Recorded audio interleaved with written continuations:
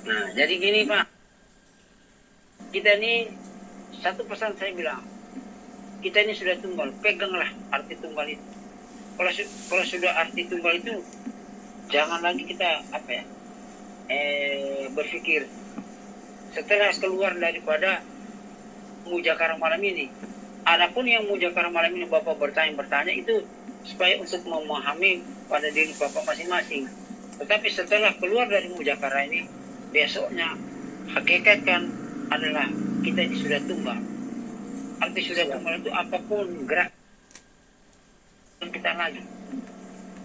Siapa? Ya, kita melihat, mohon maaf ya, kita melihat orang begitu kita mau ngomong masalah kejelekan orang, kita akan dihilangkan pikiran itu, rupa kita.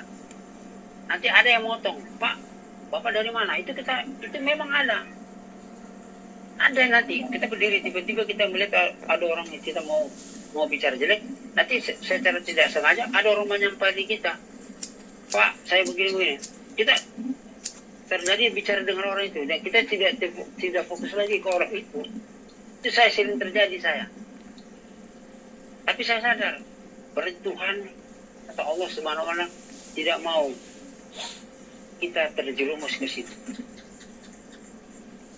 Sebenarnya nanti Bapak akan tahu sendiri kok, karena di dalam kolbu, di dalam sanubari yang paling dalam, disitulah ada sirnya Allah Subhanahu wa Ta'ala. Di situ ada zatnya Allah Subhanahu wa Ta'ala. Nanti zat itulah akan mengampir. Sebentar.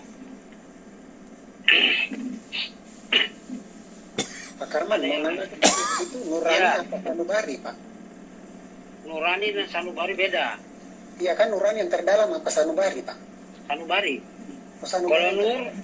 Kalau nur itu alam semesta. Karena sanubari itu paling dalam, lubuk hati yang paling dalam. Di tengah-tengah. Nah, di tengah-tengah itu ada huruf H. Nah, huruf H itulah harus kita kenal. Tuh. Sanubari dengan di tengah-tengah maksudnya di mana? Di lapisan yang 7 lapis itu ya Pak, ya itu yang di tengah itu ya? Bukan. Tidak. Dia kalau sama H itu dia tidak berletak di 7 lapis langit, 7 lapis semua. Arti di tengah-tengah dia sentral. Desentralisasi. Arti di tengah. Arti di tengah-tengah dia meliputi segala sesuatu. Yang di hati kan itu ada lupa, ada sipa, ada safafa, ada sirri, wa ana, dan itu kan ada 7 lapis, bukan itu maksudnya Pak ya? Bukan.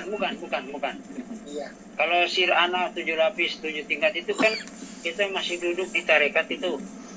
Oh, itu tarekat itu. Kalau kita sudah bukan tarekat. Adapun saya bilang tadi di lubuk hati sanubari yang paling dalam itu supaya diketahui bahwa Allah bersemayam di situ. Sebenarnya. Bersemayam. Terima kasih Pak Karman. Ya, sama. Alhamdulillah. Oke. Nah, saya bilang tadi gini.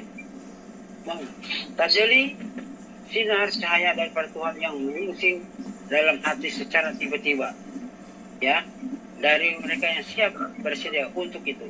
Jibril adalah watak seseorang yang membuat seorang Abdul menyadari bahwa Rabb Tuhan, firman Tuhan turun dari uluhiyah ke ilahiyah kepada Jibril melalui ruh Nabi Muhammad daripada tubuh Muhammad SAW. Firman Tuhan itu realitas. Muhammad berbicara kepada roh Muhammad, dan yang terakhir kepada tubuh Muhammad. Firman Tuhan itu mula-mula wahyu, revelasi, dan kemudian ilham, inspirasi, dan kemudian fatarat, malaikat, nafsani, satani. Ini semua adalah tajalli cahaya daripada firman kata Tuhan. Adapun yang membawa engkau kepada Tuhan adalah realita agama, dan apapun yang ada di tengah jalan menurut Tuhan adalah duniamu. Salim daripada nafsu, salim terhadap diri adalah seseorang yang mengingat Tuhan karena urusan dunia ini dan dunia yang akan datang. Jadi Tuhan engkau yang maha suci, sesungguhnya aku adalah termasuk orang-orang yang zalim. Nah, ini kadang-kadang kita tidak akan paham sampai itu uh, saya bilang kepada siapa mau bertanya kepada Pak Ibu apa kayak siapa kayak Ibu siapa Ibu Pak Wan Adila sama Ibu Sri. Nah, kalau beliau-beliau ini kan sudah paham itu sudah sejak dari SD SMP beliau belajar. Tapi sebenarnya tadi apapun yang ibu-ibu dapat dari guru-guru terdahulu itu tidak bisa dilupakan juga, karena dari beliau-beliau lah sampai kita mengenal, dan dari beliau-beliau itulah sampai kita ketemu. Jadi tetap kita berterima kasih kepada guru-guru terdahulu. Ya, semua guru akan mengajarkan kebaikan. Masalah sampai dan tidaknya itu tergantung individu guru itu masing-masing. Ya, tergantung individu guru masing-masing. Tetapi saya bilang, bagi yang sudah menerima pengukuhan atau ikrar kepada Allah Subhanahu wa taala dan setia kepada Muhammad Rasulullah SAW, tolong apabila ada orang berpulang ke rahmatullah dalam keadaan susah, tolong sampaikan yang dua kata ayat tadi. Ya, itulah pesan saya lewat guru, ya, supaya ilmu itu ada buktinya, ya. Karena yang kita pelajari ilmu Rasulullah, ilmu syafaat Rasulullah. Kalau kita tidak bisa menolong orang dalam berpulang ke rahmatullah, berarti kita tidak sesuai apa yang diajarkan oleh Rasulullah SAW. Nah, itulah. Tetapi kita walaupun sudah tahu jangan jumawa, jangan sombong, jangan takabur, tetap kita rendah hati. Ya, rendah hati supaya semakin kita rendah hati, semakin akan ditinggikan derajat Allah oleh Allah Subhanahu wa taala. Semakin kita tinggi hati akan direndahkan oleh Allah Subhanahu wa taala.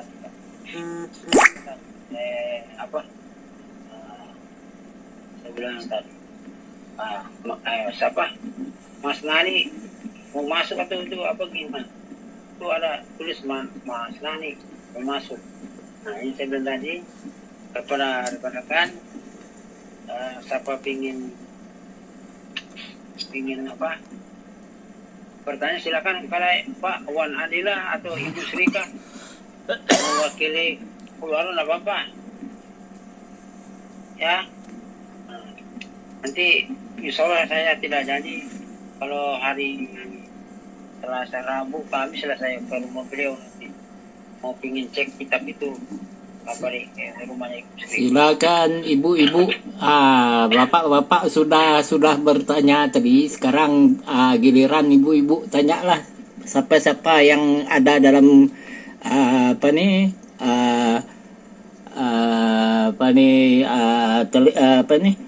Google Meet ini, bisa tanya dengan Pak Karman. Saya tanya aja lah apa. Tanya saja, ada peluang nih. Ada peluang. Kalau dia tidak tanya itu sudah pandai itu Pak Firman. Sudah paham. Allah Akbar. Seperti Anda kan bagus lah supaya datang lagi. Silakan Bu, silakan. Bisa ujung gugur dong. Ya. Kurang. Supaya nggak ngantuk. Senang hati ya tengok ayah dia punya batuk dah masuk sini. Alhamdulillah. Ya. Apa tu yang dah tadi kan ayah ada beritahu yang dihukum itu adalah orang yang lalai, bukan tidak dihukum orang yang tidak mengerjakan salat, tetapi hukum orang yang lalai. Nah, gini. Oh ya, paham. Ngerti. Gini, ada dua hal. Lalai dalam sholat itu pertama. Lalai pertama. Satu, dia merasa dia melaksanakan sholat. Kedua, dia tidak mengenal Allah. tetapi jangan lupa, ya, baik yang mengerjakan atau tidak mengerjakan tetap kena hukuman. Tetapi dalam ilmu tauhid selalu dia tegaskan orang yang lalai dalam sholat. Kenapa orang mengerjakan sholat? Kan itu pasti ada pertanyaan itu. Tetapi jangan lupa, yang tidak mengerjakan kena hukuman, apalagi yang mengerjakan. Nah, lebih berat lagi Pak, yang mengerjakan, ya, yang mengerjakan itu lebih berat. Kenapa? Mohon maaf saya bilang tadi, dia merasa dia merasakan. Saya bilang tadi, dia merampas haknya Allah. Maka saya bilang lalai dia. Artinya lupa dengan Allah. Lupa dengan Allah itu namanya lalai. Artinya dia bersaksi palsu. Itu yang lalai. Nah, saya di sini tidak mau menyalahkan orang syariat, tidak. Tetapi inilah satu pertanyaan yang harus saya jawab supaya ibu-ibu paham. Jangan sampai kita yang sudah paham ini lupa dengan Allah, termasuk lalai. Nah, istinja batin yang sesungguhnya saya kasih tahu, istinja batin yang sebenarnya itu ada yang utama. Kalau kita cucuk jubur itu namanya istinja batin tingkat marifat. Kalau kita cucuk jubur ya, istinja batin tingkat marifat. Tetapi istinja batin yang sesungguhnya pada saat bapak dan ibu menerima baiat atau ikrar janji setia kepada Allah Subhanahu wa Ta'ala dan kepada Nabi kita Muhammad sallallahu alaihi wasallam, itulah istinja batin yang sebenarnya. Itu yang dikatakan nikah batin yang sesungguhnya. Nikah batin secara utama itu adalah bersatunya Allah dan Muhammad. Ya, itu nikah batin. Bersatunya Allah dan Muhammad, atau bersatunya Allah roh dengan jasad.